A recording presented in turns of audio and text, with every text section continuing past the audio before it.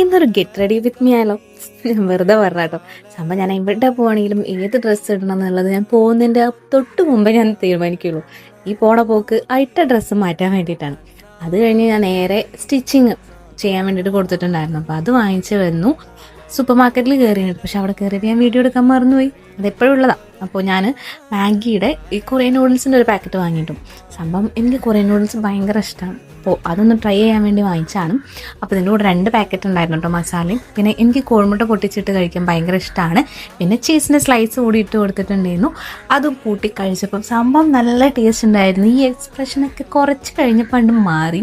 ഞാൻ സിനിമയൊക്കെ കണ്ടുകൊണ്ട് ഞാനിങ്ങനെ കഴിക്കണം. പക്ഷേ കഴിച്ചിങ്ങനെ കുറച്ച് ഇങ്ങനെ കഴിയുമ്പോഴാണ് ആ നൂഡിൽസിൻ്റെ എരിവിൻ്റെ എഫക്റ്റ് വരുന്നത്. എൻ്റെ അമ്മോ, നല്ല എരിവുണ്ട്, പക്ഷെ അതിനനുസരിച്ച് നല്ല ടേസ്റ്റും ഉണ്ട് കേട്ടോ.